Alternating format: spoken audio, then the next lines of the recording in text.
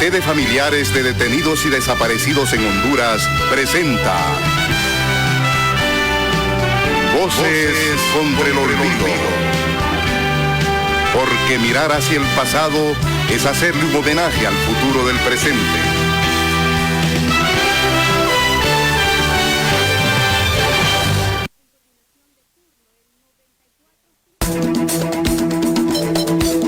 Para que estas voces contra el olvido cumplan 23 años de estar surcando las ondas estéreas de forma ininterrumpida, informando en materia de derechos humanos. Voces contra el Olvido ha contado durante esos 23 años con grandes seres humanos, con quienes de manera sincera hemos conversado sobre sus experiencias de vida, sus conocimientos y realidad nacional e internacional, con el fin de prevenir que sigan produciéndose más violaciones a derechos humanos. Así que el próximo 30 de agosto estas Voces contra el Olvido están de aniversario y también estaremos conmemorando el Día Nacional del Detenido Desaparecido. También para este 30 de agosto el COFADE presentará al gobierno de la presidenta Xiomara Castro una propuesta de ley integral para víctimas de la aplicación de la doctrina de seguridad nacional en los años 80, así que vienen días importantes para el COFADE. Buenas noches, amigos y amigas, es un gusto estar nuevamente con ustedes en este espacio de memoria del Comité de Familiares de Detenidos Desaparecidos en Honduras, COFADE. Les saluda Rixi Ponce y en controles Selvin Silva y Ever García. Y es momento para recordar a hombres y mujeres que fueron asesinados en el marco de protestas del fraude electoral de 2017 por el régimen de Juan Orlando Hernández.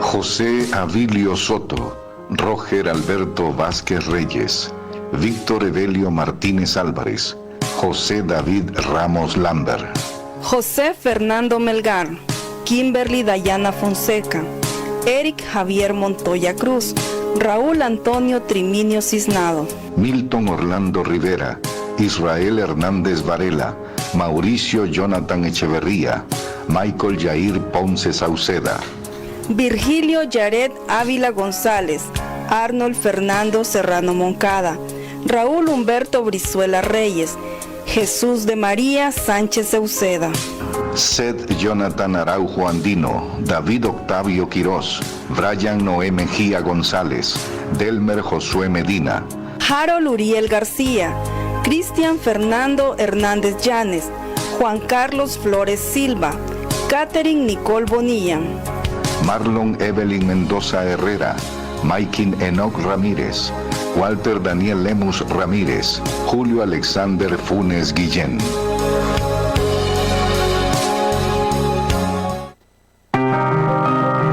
Estas Voces contra el Olvido es retransmitido todos los martes de 4 a 5 de la tarde por disonanciasradio.com. No lo olviden, todos los martes de 4 a 5 de la tarde estamos en disonanciasradio.com.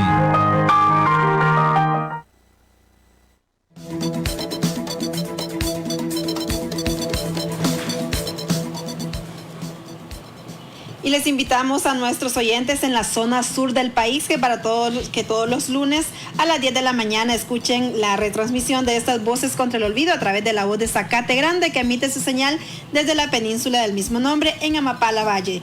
La península de Zacate Grande los retransmite estas Voces contra el Olvido a las 10 de la mañana todos los lunes, así que no se lo pierda. Y les informamos que este día se inauguró el tercer diplomado sobre desaparición forzada en México y América Latina, recursos y estrategias para los procesos de búsqueda e identificación. La jornada está coordinada por Edgar Chávez, a quien vamos a escuchar a continuación. Hola amigos y amigas, buenas tardes. Pues para comentarles que el día de hoy tuvimos una sesión muy importante, invitados, invitadas de honor que tuvimos en la tercera edición del Diplomado sobre Desaparición Forzada en México y América Latina, que impulsamos desde la Universidad Autónoma Metropolitana, Unidad Coajimalpa en México, y que, estando en esta sesión inicial, tuvimos además una inauguración muy rica con la participación de doña Berta Oliva del COFADE, por supuesto nuestra querida amiga también María Adela Antocolets de Madres de Plaza de Mayo, línea fundadora, que además han sido aliadas estratégicas de este y otros proyectos el año pasado. Recordar que con doña Berta Oliva estuvieron presentes también las embajadoras y embajadores de la memoria participando en este diplomado.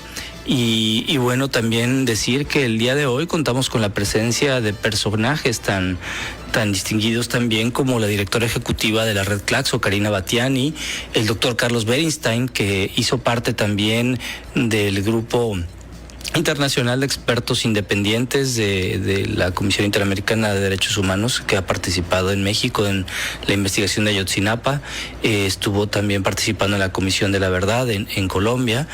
Y también decir que estuvo participando el día de hoy en la sesión inaugural el investigador y defensor de derechos humanos Federico Tatter de Paraguay. Entonces, una inauguración muy importante también con la participación de nuestro rector, el maestro Octavio Mercado, el director de la División de Ciencias Sociales y Humanidades también, el doctor Gabriel Pérez.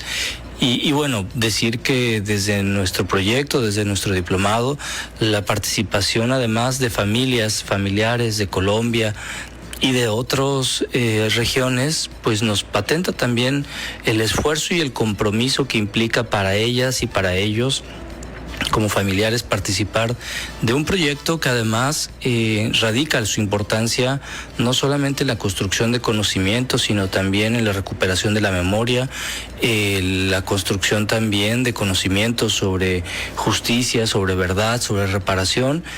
Y bueno, también un diálogo de saberes que será importante ir dando seguimiento sobre lo que iremos construyendo en estos meses de este diplomado, a lo largo de este diplomado. Gracias. Escuchábamos a Edgar Chávez, el coordinador de este diplomado, y les comentamos que vamos a tener una invitada especial esta noche. Nos va a acompañar la socióloga y economista hondureña Leticia Salomón, a quien vamos a tener el placer de escuchar después de nuestra opinión editorial. Ya también está con nosotros, como cada sábado, nuestra coordinadora general del COFADE, doña Berta Oliva. Doña Berta, buenas noches. Buenas noches, Rixi. Buenas noches, pueblo pendiente y los que hacen posible esta hora de memoria. Yo creo que hoy es un día o una hora para reflexionar, pero la reflexión con alegría. El tener a la doctora Leticia Salomón en esta cabina es un alto honor y debemos de estar atentos porque cada participación de ella, por pequeña que sea, es una cátedra que da en el tema en los temas que nos importan. Y por eso me parece que debemos de estar como muy alegres. Pero antes, Rixi, yo de esto que me estabas presentando, estabas anunciando, por ejemplo, la retransmisión de Voces contra el Olvido el lunes en La Voz de Zacate Grande. Realmente esa retransmisión se da, pero sin escuchar la voz de uno de los comunicadores sociales que está preso por defender la península de Zacate Grandes, como es Abel Pérez. Y quería hacer ese pequeño comentario, pero igual también quería comentar ese apoteósico presentación del programa y lanzamiento del tercer programa de memoria que se hizo hoy por la mañana. Me parece que esos ejemplos y ese accionar se debe de retomar para focalizar, para hablar, para debatir, para enseñar el tema y el gran problema que es las desapariciones forzadas, no solo en México, sino que es en el continente. Por eso tuviste cuánta gente del continente estaba presente ahí y con esa voz y con esa necesidad de combatir la impunidad. Ya es el tercer diplomado, doña Berta. Ya nos decía el doctor Edgar Chávez que los embajadores de la memoria de aquí en Honduras están participando en ese diplomado. Ellos han participado y vamos a ver cómo se continúan incorporando, porque creo que es un espacio de saberes y es un espacio de intercambio, y el intercambio en sí mismo trae saberes y se trata también de unificar los esfuerzos de la comunidad latinoamericana en un tema central que me parece que es vital para combatir, como antes dije, la impunidad que ha imperado en el país, y no debemos conformarnos ni estar tranquilas diciendo que es un crimen de lesa humanidad y que por lo tanto no prescribe. Yo creo que ya lo sabemos, lo que hay que hacer es que esos hechos no se repitan. Doña Berta, usted mencionaba a Abel Pérez, que es un defensor y un comunicador social de La Voz de Zacate Grande, que está privado de su libertad, y la semana pasada la juez de Choluteca, Melissa Auxiliadora Ponce, se abstuvo de de aplicarles el decreto de amnistía. Vamos a escuchar a Abel Pérez en una de las audiencias cuando fue presentado. Aquí nosotros pues somos defensores de derechos humanos, también defensores del territorio, organizados en una asociación, la cual viene con una lucha del año 2000. También pues pertenecemos a una radio comunitaria, la cual es La Voz de Zacate Grande. Contamos con medidas de protección del mecanismo y también pues somos defensores de derechos humanos reconocidos por la Secretaría de Derechos Humanos de la Presidencia. Y pues claro, nosotros tenemos una persecución, pues yo fui el presidente de la asociación por 2 periodos consecutivos, 4 años, y por pertenecer también a la radio comunitaria, por ser un comunicador social, pues ha venido esa persecución por defender nuestro territorio, porque el 99% de la población no cuenta con título de propiedad. Esta entrevista se la hicieron los compañeros de La Voz de Zacate Grande a Abel Pérez en una de las audiencias. También es miembro de la Red del Sur, Abel Pérez, doña Berta. Sí, tiene una trayectoria Abel Pérez, y no es la primera vez que por su accionar y su compromiso está tras las rejas, pero también no es la primera vez que nosotros nos hemos incorporado para ver cómo ayudamos a que Abel salga de las rejas, que es terrible realmente cómo se está utilizando el sistema judicial para el linchamiento de los defensores de territorio, los defensores de derechos humanos, y es una persona, un joven que conoce realmente que conoce la importancia de los derechos, y como las conoce, está convencido que hay que defenderlos aunque le cueste la libertad, y en algún momento de repente le puede costar la vida, pero él está ahí y igual está con su compañero. Pero lo que sí es terrible, y me parece algo grosero, y que debería de tomar nota el Poder Judicial, las autoridades, no sé si me ayudas a repetir el nombre de la jueza que negó y que violó la Constitución de la República, porque no aplicó el decreto de amnistía. Mientras el decreto tenga vigencia, ese decreto, si no se aplica, violenta la ley y las garantías constitucionales. Es la jueza Melissa Ponce de los juzgados de ejecución de la ciudad de Choluteca, doña Berta. Bueno, Melissa Ponce no es porque no conoce, es porque realmente obedece a alguna línea que es extra sistema judicial, y hay que ir dando los nombres para en algún momento tendrán que rendirle cuenta a la justicia en nuestro país, porque ahí no se le pide que interpreten el decreto, sino que se aplique siempre y cuando los delitos que son acusados, los imputados, correspondan y estén reflejados en el decreto. Y en el caso de Abel y Santos, los delitos que se le imputan están reflejados en el decreto. Así pues que por mucha interpretación que quiera darle, o por mucha intolerancia de parte de la jueza, ha violado la ley. Y eso me parece que debe de tomar nota las autoridades a más alto nivel para que empiece un proceso de rendición de cuentas con los jueces. Doña Berta, y es que en Honduras no para la criminalización contra los defensores de la tierra y el territorio, ya que esta semana en el sector San Pedro y Guapinol de Toga Colón siguen siendo víctimas las personas que fueron criminalizadas por defender el río Guapinol y sector San Pedro. Esta semana, cuando regresaba de San Pedro Sula de una consulta médica con su niña, Arnold Alemán fue detenido y mostró su carta de libertad, y aún así lo anduvieron de posta en posta. Sí, es que es una forma de someterlos, es una forma de humillar, es una forma de seguir diciendo tenemos el poder, y a través de las acciones judiciales que han emprendido en contra de ellos, pues lo demostraron en estos días. Tenerlo 2 horas, 3 horas, 2 días, 3 días que fue, y exhibirlo, me parece que ya es algo muy gravitoso, y que sí hay una intencionalidad y refleja que el poder continúan teniéndolo los que han hecho posible la extracción y la contaminación de las aguas del río San Pedro, y han sometido a las más crueles brutalidades a la comunidad de Guapinol. Pero ánimo, yo sí creo que quien pierde no son los que los privaron de libertad. 3 años que les han ensuciado su expediente, que los han detenido 2 días, 3 días. Ánimo, yo sí creo que quien se exhibe y quien pierde son los opresores de los defensores de la tierra y territorio. Vamos a escuchar a Darlene Noelia, la esposa de Arnold Alemán, quien nos cuenta cómo fue a ver si Ever nos ayuda. Vamos a escuchar a Darlene Noelia, Ever. Y pues ya se imagina, pasamos toda esa noche ahí con el cansancio, con el estrés, preocupados. Al siguiente día nos tocó regresar de nuevo a San Pedro Sula porque lo llevaron hasta el juzgado de allá.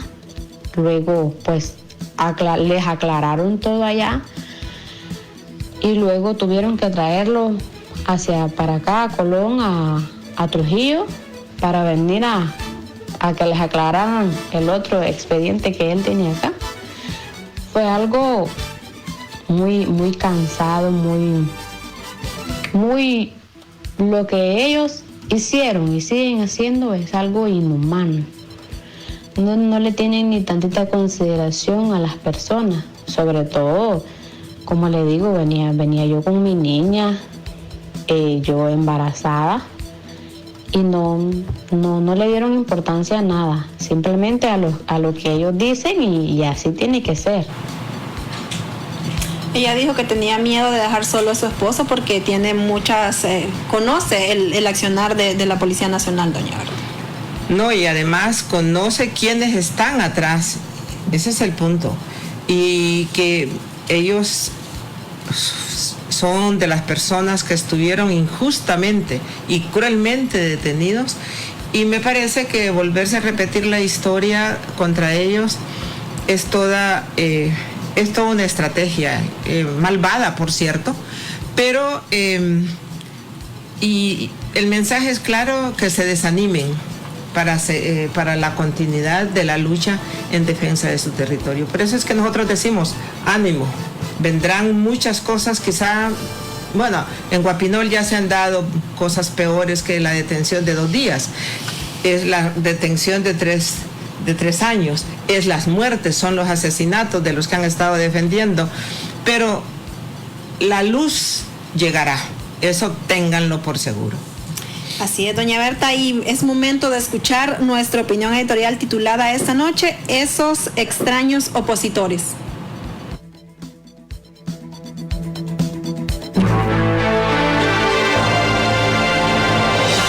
A continuación presentamos nuestra opinión editorial.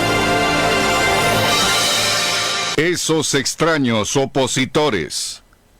El llamado Consejo Hondureño de Empresarios Privados, que agrupa células acostumbradas a expoliar la fuerza de los trabajadores, asumió desde enero 2022 una posición contra el gobierno de transición que encabeza Xiomara Castro, con técnicas de chantaje, buscando espacios de negociación y privilegios. Los calladitos de los 14 años de la dictadura criminal alzaron de pronto sus bozarras a favor del empleo, la inversión, la democracia y la libertad. Comprometidos la mayoría de sus miembros con el régimen de la banda de los Hernández, este COEP del que hablamos levantó sus barricadas contra la amnistía, la derogación del trabajo libreado, la supresión de las zonas de desempleo y desarrollo de capitales especulativos y el impulso de la justicia tributaria. Igual que los mineros transnacionales, los comerciantes agiotistas que se declaran gringueros de corazón están saboteando la transición del modelo narco hacia el Estado democrático de derecho desde enero 2021 y no paran. Cada vez más alineados a los libertarios, corriente de ultracapitalistas, devotos de los cárteles violentos del norte de México, los cristianos fundamentalistas, evasores de impuestos en Honduras, buscan asegurarse el poder en nombre de la libertad, como Javier Milei en Argentina. A esta caterva de excéntricos como Milei, solitario clonador de perros que sueña reencarnarse en su patudo Conan, le aplauden el chafa supremacista brasileño Jair Bolsonaro, sujeto a juicio por golpista, y también esa doña católica corrupta, ex primera dama de Guatemala, aliada de militares lesbofóbicos, evangélicos pisteros y sectores violentos, que intenta retener el poder en Guatemala para continuar sirviendo al crimen organizado. En Honduras, además de la mafia empresarial evasora de impuestos, se erigen como extraños opositores unos militares golpistas encabezados por un general robacarros, una doña falsificadora de firmas con dueña del cártel mediático, más una cúpula azul dopada por el cártel del Empira y ese arlequín empolvado del histrionismo local. Declaran ser un bloque ciudadano antigobierno, pero son una mocheta partidaria de efímera motivación electoral. Se juntan en realidad para atacar la instalación de la Sisi, para impedir la elección de los fiscales del Ministerio Público, para detener la ola de la justicia tributaria y atacar el acuerdo con el Fondo Monetario Internacional alcanzado por Xiomara. Ninguno de estos extraños opositores rinde cuentas todavía al sistema judicial hondureño por sus delitos de represión, violación de derechos humanos, ruptura constitucional, tráfico de drogas, lavado de activos, venta de la soberanía nacional y traición a la patria. Toda esta caterva ni siquiera tiene la discreción obligada del goriletti que se esconde en su refugio en el Progreso para evitar el debate carcelario. Si tuviéramos que hallar una imagen de potrero para ilustrar el momento actual del país, esa sería la de los coyotes. Los coyotes andan sueltos buscando un nuevo líder de la manada que reemplace al macho alfa que encadenado espera prisión perpetua en Nueva York por sus crímenes contra Honduras.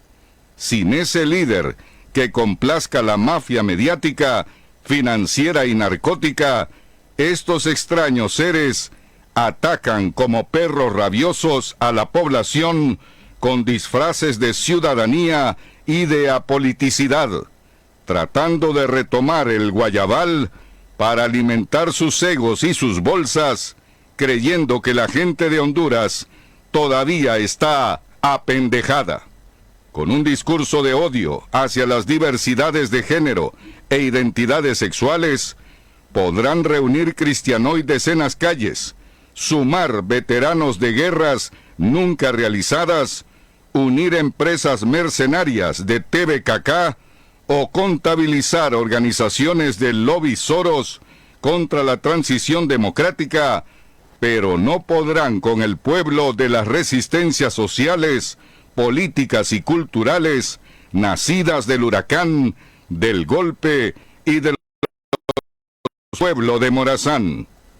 Nosotros, como un programa radial público, Voces contra el Olvido, que representa la opinión de una organización de defensa y promoción de derechos humanos, nos posicionamos contra el bloque cupular de los políticos fracasados de Honduras, que intentan crear condiciones de retorno al crimen organizado a fin de quebrar nuevamente las instituciones públicas. Un retorno al estado de las estructuras criminales a través de la ambición sin límites del ex designado presidencial Salvador Narrala, vengativo hombre migrante caracterizado por su desorden político, financiero y administrativo, sería la causa de nuevas e interminables caravanas hacia el país más amurallado del planeta sobre la frontera norte de México. Un Milei, un personaje de Shakespeare o un científico loco sería la continuación de la Honduras sumisa al miedo, al empobrecimiento y la violencia. No queremos eso. Si Honduras permite la cancha a estos grupos dispersos de extraños portavoces del crimen organizado de élite, las relaciones de pesos y contrapesos romperían los escenarios de democracia participativa y democracia representativa. Honduras necesita una oposición seria, organizada y con propuesta. No necesita esas bandas de delincuentes, tramitadores de poder, que están lejos de ser siquiera un asomo interpartidario. El país avanza a pesar de ellos, les guste o no. Avanza hacia la reparación integral de las víctimas, a la compensación de las familias empobrecidas, al respeto de los pueblos originarios dueños del territorio y avanza hacia la dignificación total del gentilicio hondureño enmierdado por estos canallas de ayer y de anteayer.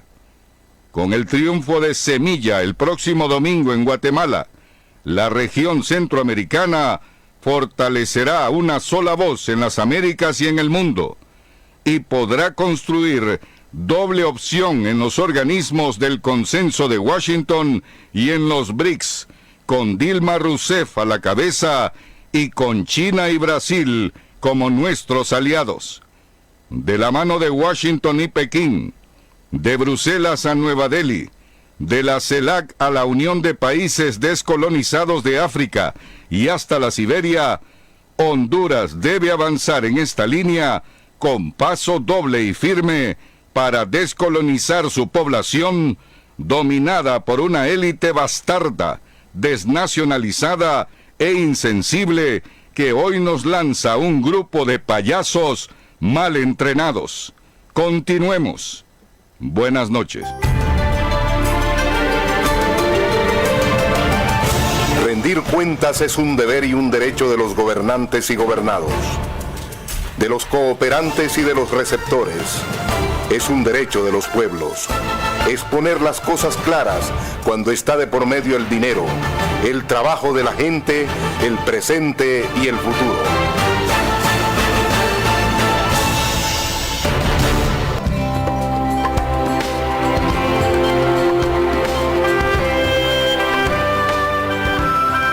Los parientes de los desaparecidos por razones políticas no tenemos odio ni sed de venganza. Lo que tenemos es dolor con esperanza, amor con sed de justicia.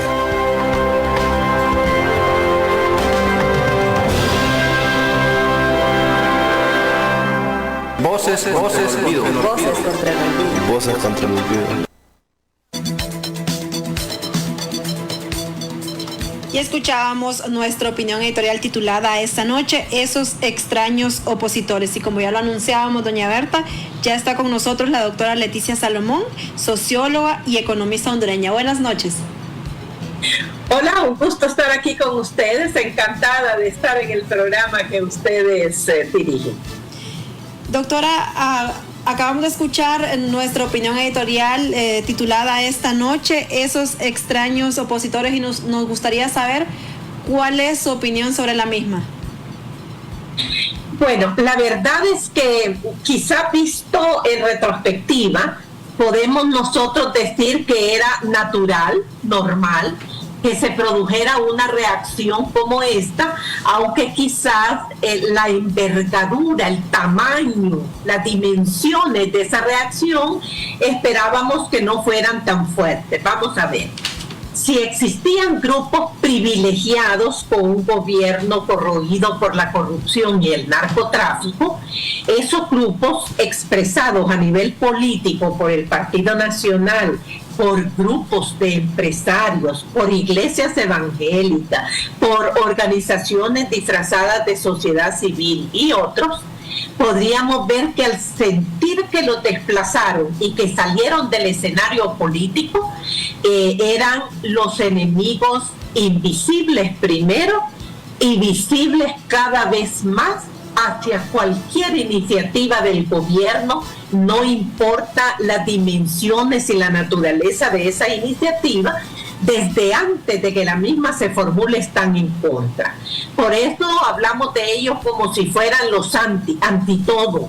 Todo lo que venga del gobierno está malo, porque ellos no son protagonistas, porque ellos no son beneficiarios. Y en ese sentido, entonces, aunque causa asombro, están ahí recomponiéndose, reagrupándose, unificando el discurso, utilizando las mismas argucias que han utilizado siempre, sobre todo para tratar de convencer a la gente de que en el país estamos a la puerta de la llegada del comunismo, que el gobierno no sirve para nada, que son iguales. A mí me parece que es interesante destacar esto, porque contra toda la tendencia que se orienta a castigar a los corruptos y sus cómplices, a los narcotraficantes y sus cómplices, están tratando de venderle a la ciudadanía la idea de que todos son iguales cuando llegan al poder. O sea, así como Juan Orlando fue corrupto, es corrupto Manuel Zelaya, es corrupto el presidente del Congreso, son corruptos todos los funcionarios de gobierno.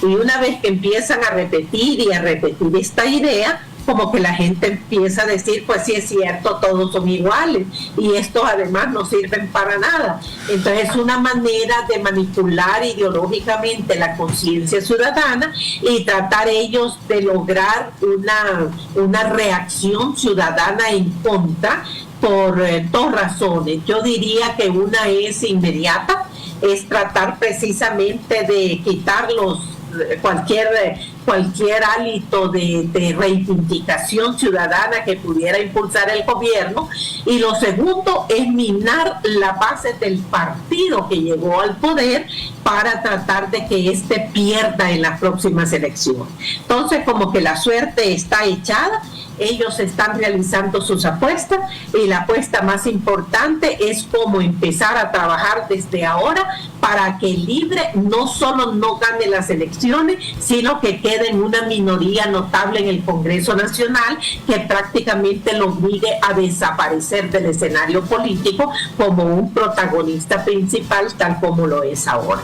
Entonces estamos en presencia de cosas como esta, en un contexto que, como bien decía el editorial, es un contexto que se va derechizando en el lenguaje, en la forma de ver el mundo, la idea de los libertarios en expansión desde Estados Unidos hacia varios líderes políticos que lo han agarrado como bandera propia y que están precisamente tratando de establecer un contrabalance muy fuerte, no solo para el comunismo, porque yo creo que ese anticomunismo primario que están reivindicando es más bien una excusa. Lo que ellos están tratando de hacer es ver cómo se neutraliza cualquier esfuerzo que se realice desde el gobierno para tratar entonces de reivindicar luchas sociales, demandas sociales, necesidades que deben resolverse y que los partidos políticos están en deuda con la sociedad, y cómo hacemos para reivindicar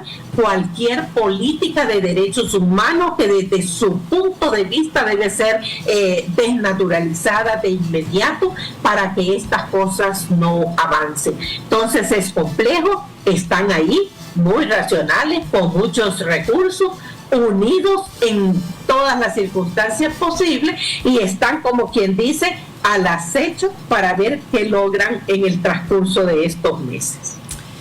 Doña Berta, a estas alturas, ¿qué validez tiene ese discurso anticomunista de la derecha ultraconservadora?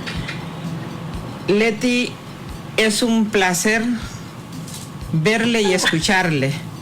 Yo dije antes que 1 minuto con usted era una cátedra y 1 hora son 2 cátedras. Como nos ha hablado, nos ha dejado muy claro las tendencias y además la apuesta que se ha estado echando a andar, y muy bien dicho, ya echaron a andar, o sea, la suerte ya le echaron a andar, confiando en que tienen la capacidad de seguir manipulando, continuar manipulando a la ciudadanía para que entre en el desencanto y así ganar adeudos, ¿no? Ganar votos, porque al final de cuentas lo que les interesa es ganar votos, y lo que no les interesa es que las cosas cambien en el país, sino que quede todo igual como lo tenían hace 14 años. Una narcodictadura, una dictadura, Leti. Y me parece que deberíamos antes de, como Rixi siempre me pregunta, yo le digo, mira, hay que aprovechar gente como usted. Debemos continuar hablando, que el pueblo la escuche, porque el mensaje suyo está claro, pero también el editorial está clarísimo, ¿no? Yo sí creo que se debe de motivar al gobierno, que debe avanzar y que continúe avanzando en las cosas que están claras, que es en beneficio de este país y del pueblo hondureño. Así pues que yo más bien quiero aprovechar estos minutos que continuemos hablando, que tenga usted la palabra. Muchísimas gracias, Berta, siempre es un gusto verla y hablar con usted, y de verdad muchas gracias por tus palabras. La verdad que este país es complejo. Yo creo que es complejo para nosotros, los ciudadanos, inclusive los observadores, los estudiosos de la realidad, y ya no digamos para personas que miran desde afuera o que vienen desde fuera a nuestro país. Por más que lo hagan, es prácticamente imposible entender cuál es la lógica de los acontecimientos si no se familiarizan con los intereses políticos y económicos y religiosos que están en juego. Es decir, en este momento podemos ver nosotros que nuestro país está inmerso en un escenario de confrontación fuerte de intereses de personas, de familias, de grupos y de partidos. Entonces, esos pequeños, medianos o grandes intereses terminan uniéndose para tratar entonces de provocar un caos y de vender la idea de un país tan convulso y de un país lleno de tantos peligros que realmente terminan las personas que no están suficientemente informadas y personas que son más susceptibles de creer lo que le mandan por mensajes de forma cotidiana, los líderes religiosos, los líderes políticos que están allí hablando día a día cosas que por lo general son mentiras, pero una vez que una mentira se repite una vez y otra vez, terminan creyendo, inclusive ellos mismos, que es verdad. Entonces sacan algunas cifras para demostrar que el gobierno no está haciendo nada, Y cuando de repente les dicen que hemos mejorado en algunas cifras, según algún organismo internacional, como no tienen otra cosa que decir, dicen, pero hubiéramos mejorado más de lo que mejoramos. Siempre encuentran una forma de cuestionar y de criticar al gobierno. Fíjese usted que al margen de que el gobierno le caiga bien o le caiga mal a alguien, de que simpaticen o no simpaticen con él, tendrán que reconocer que el gobierno tiene sobre sus hombros el peso de sacar al país del hoyo en que lo dejó Juan Orlando Hernández y el Partido Nacional. Ese hoyo, esa bruma en que quedó el país devastado, desgastado, tratar de sacarlo para volver a colocarlo en la senda correcta. Esa es una tarea titánica. Alguna vez me preguntaron a mí el año pasado, cuando trataban de hacer una evaluación sobre el primer año de la presidenta, les decía, este es un año de transición dentro de un gobierno de transición. Y la verdad que es así. Este gobierno no va a resolver los 12 años de desastre en que sumergieron el país. Hará falta quizás 2 o 3 gobiernos para que empecemos a recuperar cierta estabilidad, no solamente económica y política, sino también una estabilidad democrática en el país. Entonces observamos ahora realmente preocupadísimos cómo las personas, claro, con su segunda intención, pero más de algún ingenuo también, dicen con la mayor naturalidad que hay que dar un golpe de Estado, que los militares deben de salir para quitar a este gobierno y poner a otro. Pero ¿dónde están los principios básicos y elementales de la democracia? ¿En dónde están los principios de respeto a la alternabilidad en el ejercicio del gobierno? Eso se quebró desde el golpe de Estado del 2009.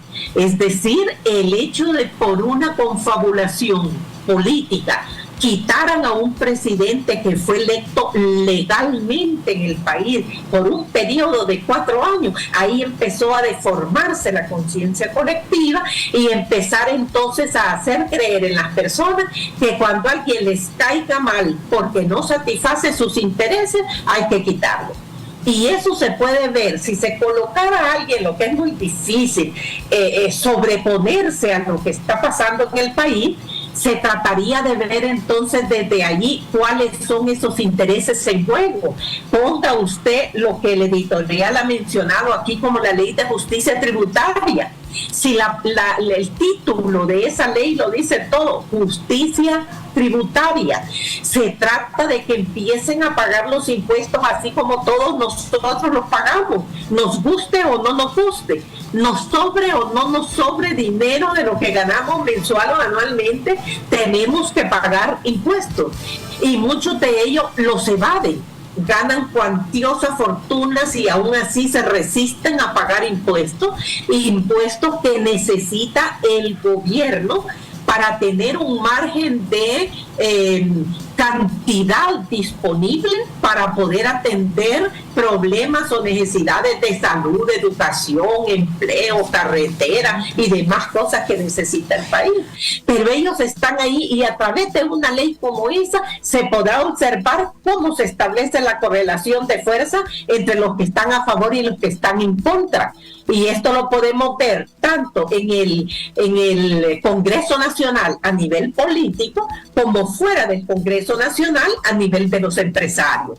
Y la situación llega al extremo que hacen lobby los empresarios con los distintos partidos para llegar hasta ellos y decirles que eso va a destruir a la empresa privada, que vamos para atrás, que el gobierno es un irresponsable por estar tratando de ponerles impuestos a aquellos que son generadores de fuentes de empleo, cosa que vienen repitiendo desde hace 100,000 años y a pesar de eso siguen sin pagar impuestos en el país.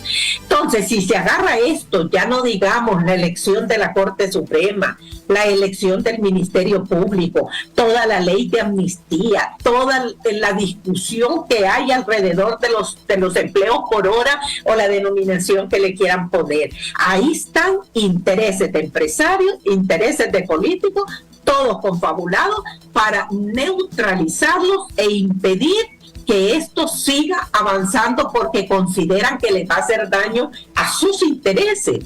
No les interesan los intereses del país. Y aquí yo finalizo esta intervención diciéndoles que a mí me parece increíble, no solo los políticos que por lo general son así, sino personas hasta que estuvieron involucrados en el golpe de Estado, personas que son ultraconservadoras, cómo salen diciendo que todo lo que están haciendo o lo que quieren hacer es para defender los intereses de la sociedad. Es decir, queremos defender al pobre, queremos defender al hondureño que no tiene comida, queremos defender al hondureño que no tiene acceso a la educación. Entonces este gobierno los está matando y nosotros vamos a salir a defenderlo. Entonces el punto es hasta qué nivel de cinismo hemos llegado también en nuestra clase política, en nuestros empresarios, para seguir enarbolando unas expresiones como esta, sabiendo que venimos de una etapa de 12 años de total desentendimiento de las necesidades del pueblo. ¿Cuál salud, educación y empleo? Eso nunca fue el interés real de esos gobiernos en esos 12 años. Y los vemos ahora clamando precisamente por las cosas que ellos nunca hicieron. Es un nivel de cinismo al que ha llegado la clase política en nuestro país que realmente atemoriza. Por decir, ¿en manos de quién estamos en este país? ¿En manos de quién estamos en el Congreso Nacional, que es donde se aprueban las leyes? En manos de unos salvajes, de unos verdaderos cínicos, corruptos y con grandes denuncias en contra de ellos, todo lo cual ha venido a desprestigiar el ejercicio de la política en el país. La política que antes era motivo de orgullo, hoy es motivo de vergüenza. En general la política y en particular en el Partido Nacional, que ha sido incapaz de pararse frente a la ciudadanía a pedirle perdón por todo el daño que le hicieron en estos 12 años. Y no contentos con eso, empiezan a tratar de aparecer como los grandes salvadores del país, que son ellos los que tienen que recuperar nuevamente las riendas del gobierno para poder satisfacer las necesidades de los más pobres. Un cinismo tremendo. Por ahí. Doctora, ¿qué papel han jugado los medios de comunicación corporativos en el guión desestabilizador que ha denunciado la presidenta Xiomara Castro? Observe usted que los medios de comunicación, los dueños de los medios de comunicación tienen intereses vinculados al medio en torno a las necesidades de pautar contratos con el gobierno para publicidad, pero además de eso tienen la necesidad de hacer otros negocios con el Estado. Entonces, si agarran ustedes al dueño de un medio, de la prensa, de Tiempo, de todos los medios que existen en el país, ustedes van a observar que sus intereses no solamente están colocados en un medio de comunicación, están colocados en empresas industriales, en el agro, en cementos, están empleados en un montón de actividades, muchas de las cuales están vinculadas o dependen del gobierno. En este sentido, entonces, se negocia más de lo que se mira a simple vista. Es decir, un medio de comunicación que empieza a atacar con fuerza a un gobierno y lo ataca es para ir al día siguiente con un contrato a decirle al gobierno: firmemos este contrato y vamos a bajar el nivel de la confrontación. Firmemos este contrato, negociemos la compra de uniformes, la compra de bolsones o la compra de zapatos y vamos a bajarle el tono. Inclusive nos pueden mandar a sus funcionarios para que los entrevistemos, les vamos a dar el espacio y nos vamos a encargar de hacerle una buena imagen al gobierno.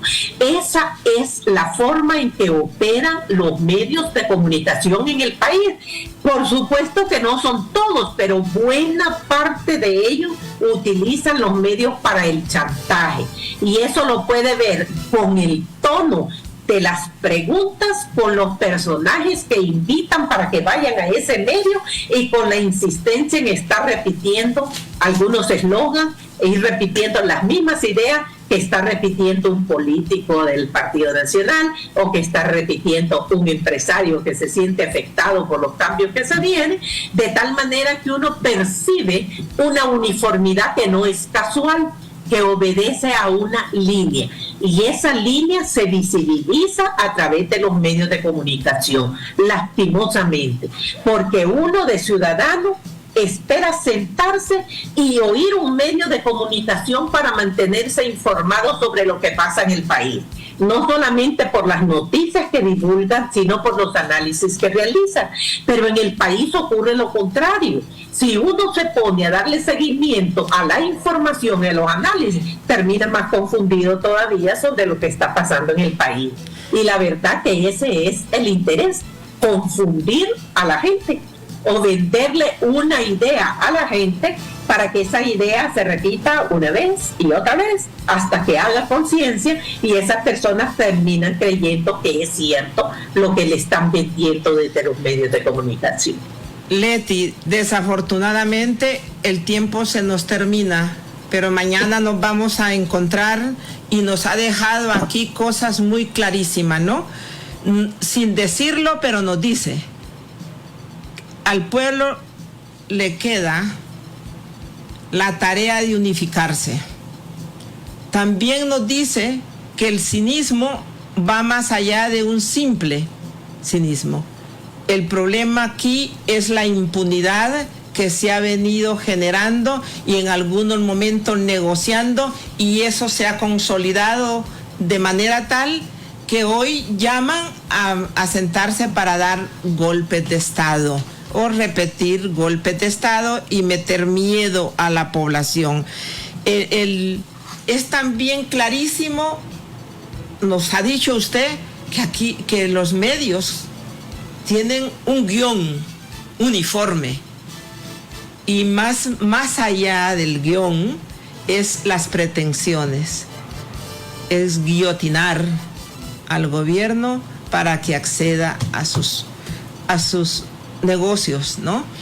Es increíble, Leti, lo que usted ha abordado en estos minutos, pero yo creo que si usted se deja llevar y si usted sigue aceptando nuestras invitaciones, va a tener que venirnos para que el pueblo vaya teniendo la oportunidad de tener análisis de esta naturaleza, de esta altura, con una mirada fresca, con los elementos reales que el pueblo hondureño necesita para que podamos entender toda esta inestabilidad que hay, que ya sabemos de dónde se genera, pero que no dejemos que avance esa inestabilidad en el país, porque realmente la ponen en un nivel de peligro, y que no se dejen también la población llevar como en los años 80, que el comunismo avanzaba y que el comunismo venía a comer gente, a quitar viviendas y a quitar propiedades, ¿no?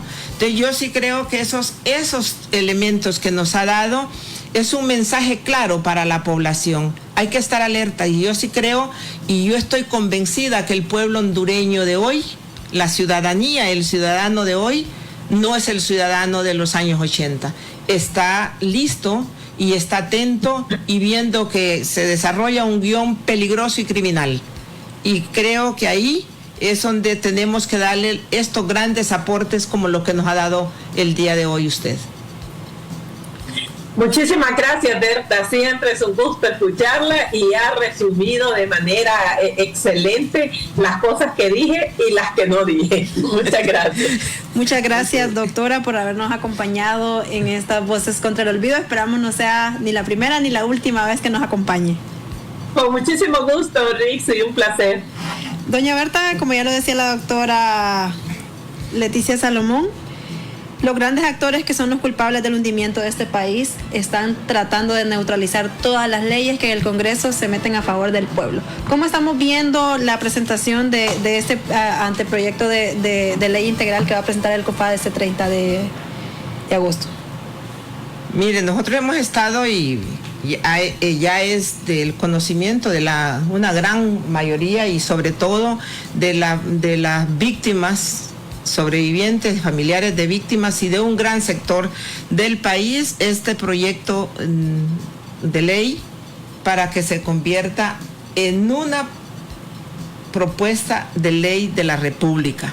Este 30 de agosto nosotros queremos entregar formalmente a las altas autoridades de nuestro país ese esfuerzo que hemos venido trabajando con el Alto Comisionado de las Naciones Unidas, con memoria abierta. Hemos desprendido también toda clase de sentimientos, sino que lo hemos visto como necesidad urgente para hacer una apuesta integral que sirva de un cambio y de un aporte a lo estructural en el país, y por eso creo que nadie podrá ponerle un pero a esta propuesta, que creemos que es necesario si hablamos que el tema de los derechos humanos es el eje vertebral en cualquier país del mundo para fortalecer la democracia y poder avanzar en paz,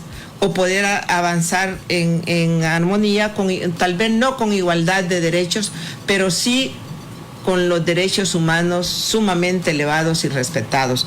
Por eso es que hemos estado trabajando y andamos un poco, a veces nos miran como agotadas, pero no, cuando terminamos al final la tarde nos sonreímos porque estamos construyendo en lo que hacemos y en lo que nos hemos dedicado por 40 años, una apuesta para que se convierta en propuesta y esa propuesta pueda beneficiar al pueblo hondureño y al país en general.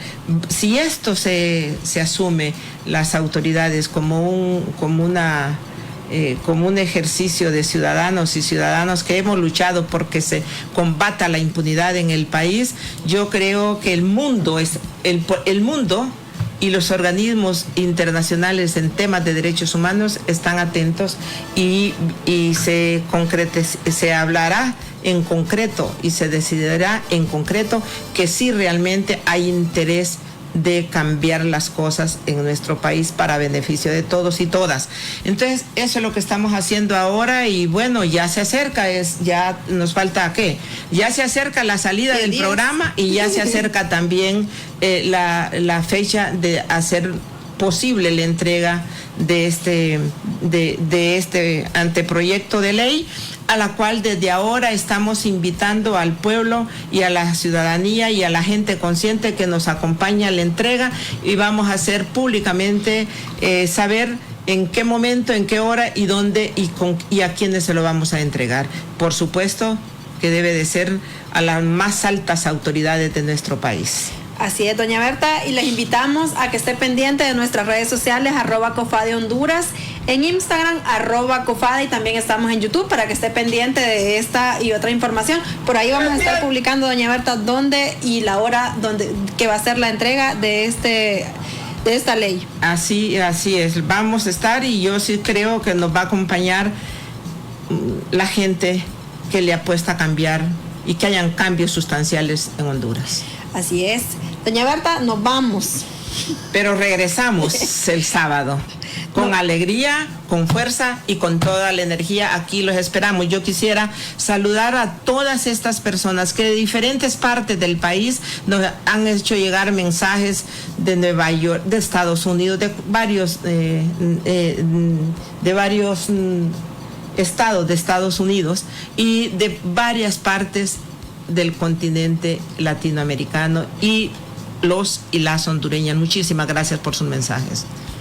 Gracias, y nos vamos, no sin antes recordar a esos hombres y mujeres que fueron detenidos desaparecidos durante la instalación de la doctrina de seguridad nacional en el mes de agosto. Buenas noches. Yadira Villalta, salvadoreña, desaparecida en Tegucigalpa el 5 de agosto de 1981 junto a 8 ciudadanos de ese país. Jorge Manuel Morales Alvarado, ecuatoriano, secuestrado el 8 de agosto de 1981 junto a 2 hijos de Yadira Villalta por hombres armados que pertenecían a la DNI. Jorge Zavala Uraque, hondureño, desaparecido el 8 de agosto de 1981. José Eduardo González y Narciso López Ayala, ambos hondureños, fueron desaparecidos el 10 de agosto de 1981 en Comayagüela por agentes de la DNI. David Ayala, hondureño, desaparecido en San Pedro Sula por agentes de la DNI el 10 de agosto de 1981. Domingo Eleuterio Rodríguez, hondureño, desaparecido el 5 de agosto de 1981. José Eduardo Becerra Lanza, hondureño, desaparecido en Tegucigalpa el 1 de agosto de 1982. Germán Pérez Alemán, hondureño, desaparecido en Comayagüela el 18 de agosto de 1982. Teresa de Jesús Sierra Alvarenga, hondureña, desaparecida el 31 de agosto de 1982 en el barrio Villadela de Comayagüela. María Candelaria Muñoz, hondureña, desaparecida el 8 de agosto de 1987 en los predios del Instituto Tecnológico de Administración de Empresas. Heriberto Carrillo Escobar, desaparecido de la colonia Villanueva de Tegucigalpa el 7 de agosto de 1988. Óscar Alfonso Flores Castellanos, desapareció el 22 de agosto de 1988 en la colonia San José de la Peña de Comayagüela. Carmen Euceda, desaparecida el 30 de agosto de 1988 en la 7ª avenida de Comayagüela.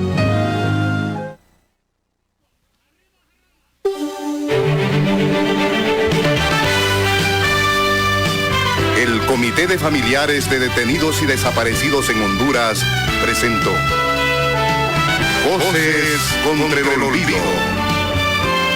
Porque mirar hacia el pasado es hacerle un homenaje al futuro del presente.